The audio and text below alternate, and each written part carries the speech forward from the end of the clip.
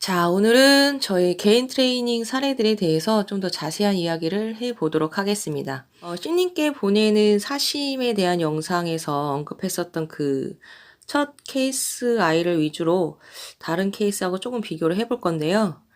음, 이 아이의 모습을 보면 뭐 평범하죠. 뭐 그냥 건강하고 별 문제 없어 보이지만 이전 영상에서도 이야기했듯이 몸이 굉장히 안 좋은 아이였어요. 이 아이가 트레이닝을 하기 전에 갖고 있던 병력은 빈혈, 비염, 저혈압에 잦은 위염이랑 장염 증상 정도? 소화불량도 있었고요. 빈혈 때문에 철분제 복용하고 있었고 병원에서는 운동을 하지 말라고 했다더라고요. 그럼에도 불구하고 건강해지려면 운동을 해야 된다는 생각에 좀 여러 차례 시도를 했었는데 역시 안 되는구나 하고 그냥 실망만 더 많이 했다더라고요. 저 궁금한 게 있는데 빈혈 있으신 분들이 병원에서 운동하지 말라는 처방을 좀 자주 받으시는 편이더라고요. 제가 이 아이 전에도 같은 처방을 받은 분을 운동시킨 적이 있습니다. 뭐 개인 트레이닝은 아니었고 제 수업에 오시는 분이었는데 아무 문제도 없었습니다. 운동 너무 잘하셨고요.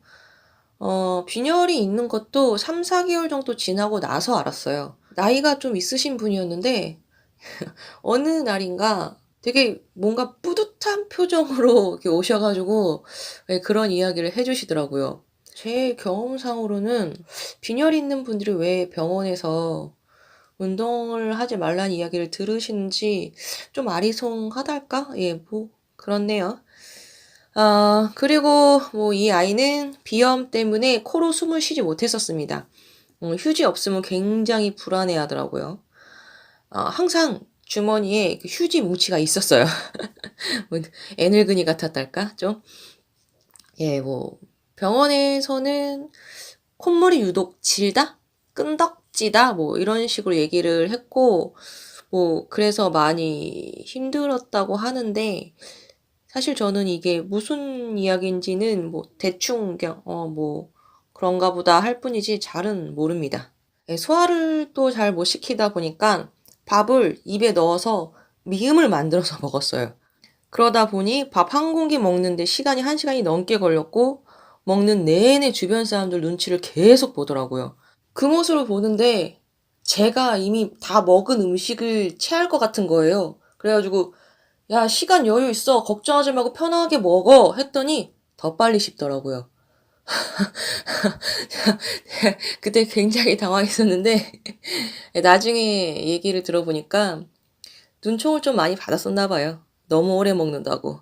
뭔가 이게 느릿느릿하면 왠지 게으르고 불성실하다는 이런 생각?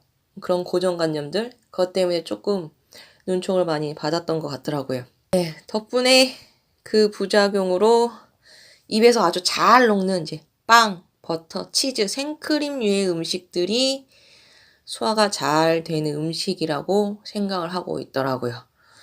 이거는 이해 문제라기보다는 그 환경적인 상황의 영향 때문일 가능성이 더 높죠.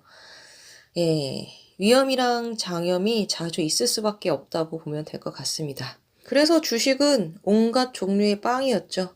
비염약에 철분제, 소화제, 진통제, 위장약에 감기약 등등등 뭐 저혈압도 있었으니까 뭐 저혈압 약도 있었겠죠. 하여튼 제가 듣도 보다 못한 약들을 다 갖고 있는데 이 약들을 다 갖고 있어야지만 안심이 됐었다고 이야기를 하는데 그 시기가 트레이닝을 시작하고 한 달이 지난 후였어요. 더 이상 휴지 안 들고 다녀도 되고 이렇게 내가 약을 많이 먹었었는데 이제 거의 안 먹고 있다면서 신나서 얘기를 해주더라고요. 그 모습을 보면서 프라이팬으로 한 10대 정도 연타당하는 기분을 느꼈달까? 굉장히 좀 충격적이었어요. 저는 그렇게 약 종류를 많이 본 것도 처음이었고, 제일 먼저 들었던 생각은, 그때 그 아이 나이가 21살이었거든요? 21살밖에 안 된 애가 대체 그동안 어떻게 살아온 거지? 약간, 이런 생각? 뭐, 어찌됐든, 트레이닝을 시키는 데 있어서 뭐 이런 병력이나 이런 것들은 필수적으로 알아야 하는 건 아니긴 합니다. 병은 의사분들이 치료하는 거니까요. 예, 뭐 이런 병력을 몰라서 운동을 못 시킨다? 만약에 그렇다면 안다고 해도 별로 달라질 건 없을 거예요. 자, 그리고 이 아이는 정말 극도로 뻣뻣했습니다. 여성분들 중에서는 이 아이보다 뻣뻣한 분을 아직까지는 제가 본 적이 없어요. 맨 처음에 이 상체를 숙이는 동작을 알려주는데 손끝이 허벅지에서 왔다 갔다 갔다 거리고 있었어요. 저는 내 말을 못 알아들은 건가? 혹시 장난을 치는 건가? 막 이런 줄 알고 가서 다시 설명을 해줬죠. 차근차근. 상체를 이렇게 앞으로 숙이라고 뭐 땅에 있는 걸 짚는다고 생각을 해. 막 열심히 설명을 하는데 이 아이가 정말 진지한 표정으로 저를 돌아보더라고요. 예. 되게 미안했어요. 정말 미안했습니다. 그때. 어찌나 미안했었는지. 다른 케이스의 아이와 비교를 해보면 확실하게 알 수 있습니다. 두 아이 모두 21살 때 저를 만났고요. 공교롭게도 키가 같아요. 예. 두 번째 아이 같은 경우는 그 각질이 좀 심한 거 말고는 뭐 특별한 병력은 없었습니다. 뒷모습에서 보나 옆모습에서 보나 어깨와 엉덩이 높이의 차이가 많은 걸 알 수 있죠. 첫째 아이가 둘째 아이에 비해서 전신의 관절 협착이 좀 많이 일어났다고 보시면 되세요.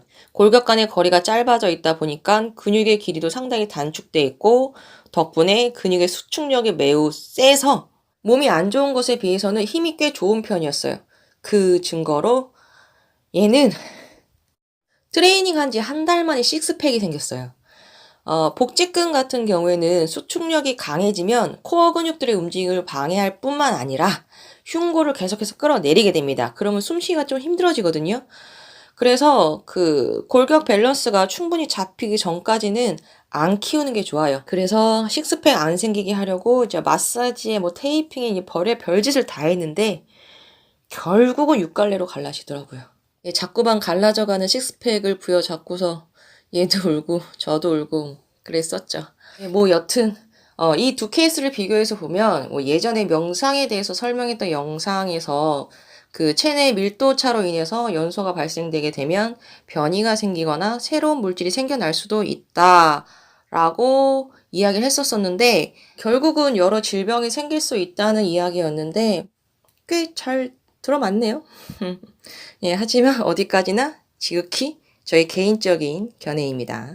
다시 본론으로 돌아와서 트레이닝은 각각 3개월, 1개월이었는데 첫째 아이가 3개월 차가 돼서야 둘째 아이와 비슷한 신체 밸런스를 가질 수 있게 됐죠. 그만큼 신체 변형도 많이 일어났지만 변형된 기간도 상당히 길었다는 이야기입니다. 첫째 아이의 엉덩이 높이 차가 이 정도까지 생기는 것은 굉장히 당연한 일이라고 보시면 돼요.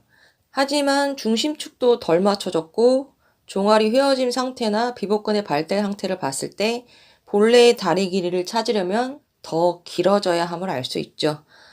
둘째 아이의 경우에도 휘어진 다리가 바르게 되면서 다리 길이가 길어진 것을 볼 수 있어요.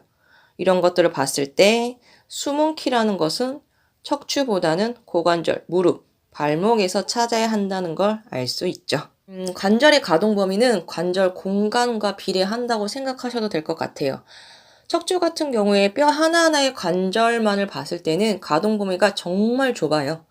그러니까 33개나 되는 뼈가 연결되어 있는 거겠죠. 그리고 둘째 아이의 무릎을 보면 정면보다는 아래에 가깝게 바라보고 있습니다. 실제 얘는 다리를 핀 채로 걸어 다녔어요. 그래서 제가 그 무릎을 들면서 걸어봐 라고 했더니 걷는 거를 처음 배워본다면서 계속 걸어 다니는 거예요. 너무 신기하다고. 예, 뭐 이때도 이거 울어야 되나 웃어야 되나 하고 막 제가 좀 어안이 벙벙했던 기억이 있어요. 무릎을 이런 식으로 사용하게 되면 체력이 절대 늘지를 않습니다. 근데 이 아이는 걸음걸이를 처음 배웠다고 했으니까 아기 때부터 이렇게 걸어왔던 거예요. 골격과 근육의 크기는 성장을 했지만 체력 자체는 전혀 늘질 않았다는 이야기입니다. 체력은 성장을 하지 못한 거죠. 이런 경우에는 차근차근 체력이 붙을 여유를 충분히 기다려주면서 트레이닝을 진행해야 합니다.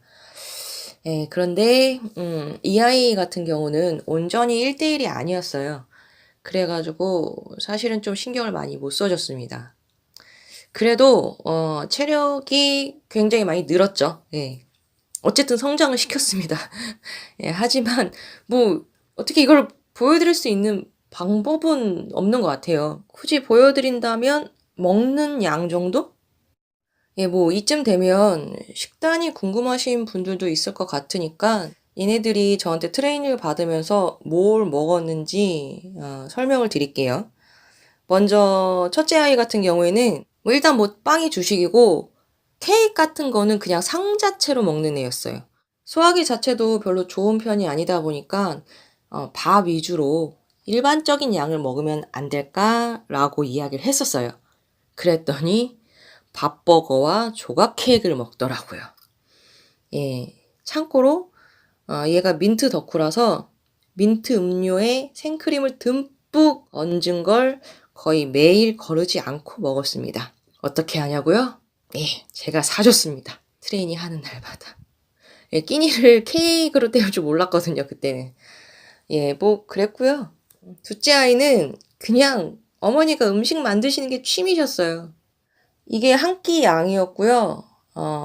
하루 평균 간식을 빼고 끼니를 한 2끼에서 3끼 정도 먹었더라고요. 둘째가 저한테 얘기해줬던 그 하루 식사량을 기반으로 첫째 아이랑 비교를 해봤을 때 한 3배 정도 차이가 있었던 것 같아요. 아무래도 체력이 늘면은 먹는 양이 좀 늘 수밖에 없습니다. 없던 체력을 계속 소비하게 되니까 먹는 양이 늘 수밖에 없긴 한데 얘는 좀 달랐어요. 이거는 소비로 인해서 발생되는 섭취가 아니었던 거죠. 제가 물어봤었어요. 그랬더니 이런 대답을 했었습니다. 아무리 배불리 먹어도 아침이면 모든 게 리셋 된 듯이 몸이 가뿐해져요. 그게 너무 신기해서 계속 더 많이 먹게 돼요. 너무 신기하고 즐겁다면서 막 이야기를 하는데, 야, 이거를 웃어야 되나 울어야 되나 막 정신이 막 혼미해지더라고요. 왜냐면은 당시에 그 일지를 썼었는데 일지 내용을 보시면 알겠지만 얘의 목표는 감량이었어요. 그런데 목표가 바뀐 거죠. 먹을 수 있을 때 먹자로. 일반적으로는 신체 밸런스가 맞춰지면서 기능들도 점점 안정화가 돼가기 때문에 식성도 바뀌고 식욕도 어느 정도 조절이 가능해집니다. 뭐 일단 저는 영양사가 아니기도 하고 일부러 먹지만 않으면 됩니다 라고 이야기를 해요. 그 이상은 전혀 관여를 하지 않습니다. 단 거 땡기실 때 그냥 단 거 드시고요. 뭐 안 땡기시면 안 드시면 돼요 라고 이야기를 하는데 얘는 그런 기준이 아예 없었던 거죠. 사실은 이런 경우에도 과연 빠질까? 그러니까 제 이론상으로는 빠지는 게 맞거든요. 그래서 좀 도전을 해보고 싶긴 한데 모델을 구하기도 어렵고 뭐 저도 먹고는 살아야 되다 보니까 그렇네요. 예, 뭐 다시 본론 돌아와서 체중이 줄었다고 하긴 했었어요. 그런데 뭐 사진상으로는 딱히 별 차이가 없죠? 그래서 뭐 제가 봤을 때 감량은 딱히 됐다고 보긴 어렵고 본인의 콤플렉스였던 그 각질은 해결했더라고요. 저는 뭐 각질에 대해서 그렇게까지 막 심각하게 뭐 고민을 했던 적이 없어서 전혀 의식을 하지 못하고 있었는데 계속 사진을 찍어뒀더라고요. 사진이랑 발 보여주면서 이렇게 얘기하는데 귀엽고 이쁘더라고요. 발도 토실토실하니 예뻐졌죠? 제가 이 아이들을 트레이닝 시켰던 시기는 1년 차가 되지 않았을 때랑 2년 차가 된 직후였습니다. 스펙은커녕 경력도 안 되는 때였죠. 그리고 이런 트레이닝을 시도했던 이유는 제가 단 한 달 동안 경험했던 것을 타인에게 얼만큼 적용시킬 수 있는지를 실험해 보려고 했던 것인데 절반에도 미치지 못했죠. 그래서 당시에는 실패한 거라고 생각을 했었어요. 그런데 지금에서 생각을 해보면은 지금 이 아이들을 제가 다시 트레이닝을 시킨다 해도 결과가 다르진 않을 것이다 라는 생각을 하게 됐어요. 왜냐하면 일단은 뭐 그때와 지금의 저의 차이는 제 눈에 보이는 것들을 이론적으로 얼만큼 설명을 할 수 있게 됐느냐 아니냐의 차이밖에 없을 뿐더러 아무리 좋다는 운동 아무리 많이 시켜봐야 몸이 준비가 되지 않으면 변화는 일어나지 않아요. 오히려 과하게 운동을 시키게 되면은 몸이 좋은 변화를 일으키는 이 과정에 방해가 될 수 있습니다. 그래서 운동을 통해서 어떤 결과를 만들어 내려고 하려면 그냥 욕심만 내지 않으면 돼요.